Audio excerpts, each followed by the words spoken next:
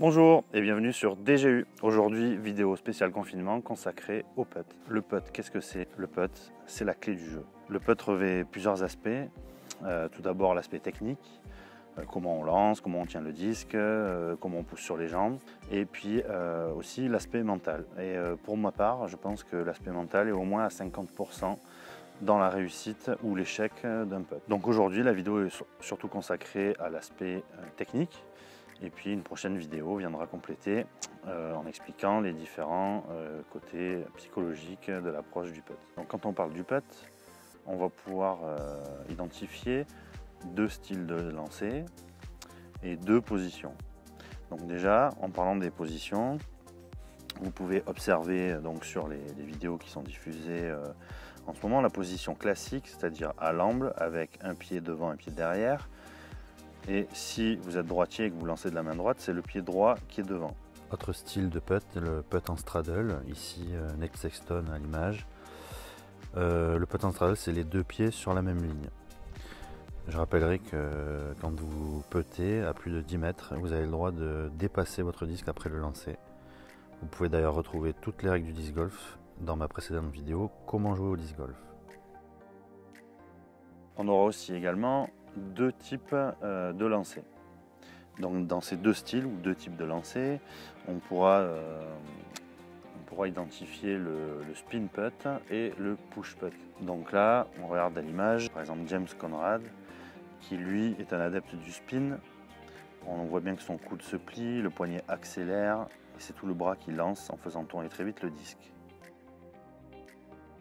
Pour Nicolo Castro qui putt en push, regardez bien, il garde le bras tendu tout le long, et c'est la poussée des jambes et l'extension du poignet à la fin qui propulse le disque.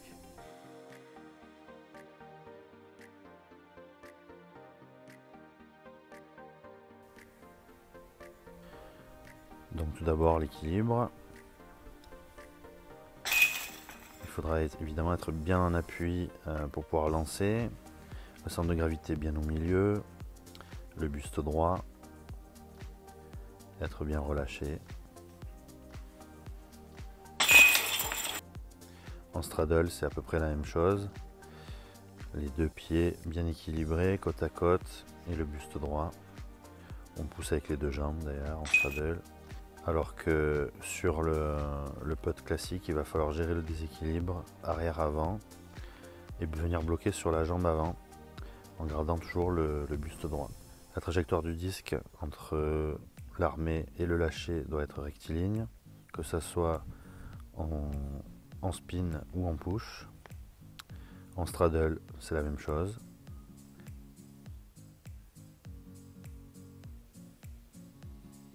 Alors si jamais vous lancez trop à droite ou trop à gauche, souvent c'est dû à un mauvais alignement et une mauvaise trajectoire. Donc là vous pouvez vous entraîner sur des distances assez courtes à lancer, à toujours mettre dans le panier. En gros vous n'avez pas le droit de louper le panier sur la droite ou sur la gauche.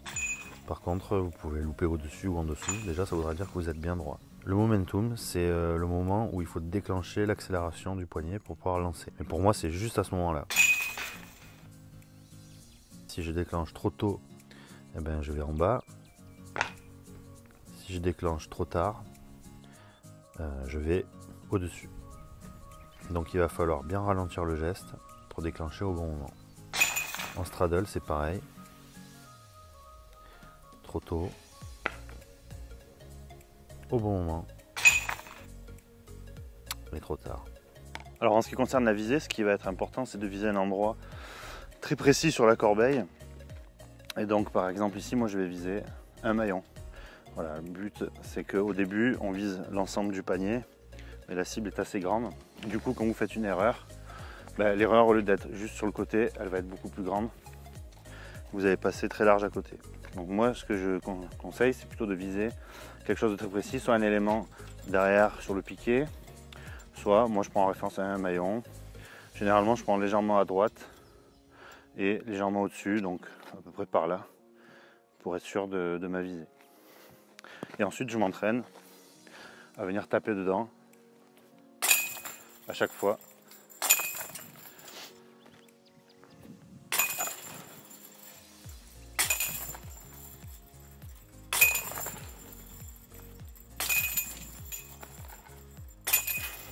Pour le grip, on utilise généralement ce qu'on appelle le fan grip, ou grip en forme d'éventail.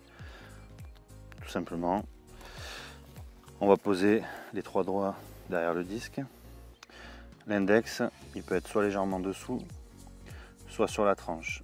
Les débutants vont avoir tendance à mettre le doigt vraiment sur la tranche. Et moi, je conseille plutôt de le mettre légèrement en dessous pour pouvoir appuyer ensuite avec le pouce par-dessus. Ouais, de cette façon, on peut lâcher le disque en ayant la rotation autour de cette pince entre le pouce et l'index. Donc légèrement sous la tranche ou bien en dessous pour pouvoir pincer avec le pouce. Les autres doigts pour faire l'éventail. Ce qui va surtout être important sur le grip, c'est d'être à l'aise. Donc il faut que vous sentiez que votre geste il est un peu naturel et que vous ne forcez pas trop votre main, que vous n'exercez pas trop de contraintes sur votre main pour pouvoir lancer. Ensuite, au moment où vous lâchez le disque, il faut que celui-ci soit à plat, et si possible, pas le nez en haut et pas le nez trop en bas. Donc à l'horizontale, peut-être légèrement incliné vers le bas pour pas qu'il monte, et on le lâche devant soi, à hauteur d'épaule ou du menton, en regardant de derrière.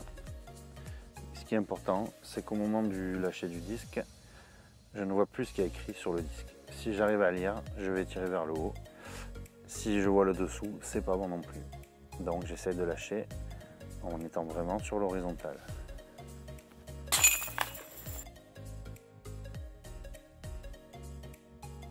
Alors avant de nous quitter, quelques petits conseils. D'abord, répétez le geste, répétez. N'hésitez pas à vous entraîner sur des distances courtes, de façon à ce que votre corps il mémorise le geste, même si on n'est qu'à 3 ou 4 mètres, c'est pas grave, on répète, et ça devient un automatisme. Soyez confortable, il faut être à l'aise, et donc ne pas exercer de contraintes. Si vous sentez que vous forcez votre geste, revenez à quelque chose d'autre qui soit plus confortable, plus facile à faire. Et c'est petit à petit que vous allez trouver votre style, votre façon de lancer, un peu incliné, un peu plus haut, un peu plus bas, en poussant plus ou moins sur les jambes. Et évidemment, vous allez modifier votre geste au fur et à mesure que vous allez apprendre à lancer le disque. Voilà, c'est la fin de cette vidéo. J'espère qu'elle vous a plu et qu'elle aura répondu à certaines de vos questions. N'hésitez pas à liker, à partager et à diffuser autour de vous et à faire connaître le disc golf à vos amis. N'oubliez pas de vous abonner à la chaîne. Merci beaucoup et à très vite.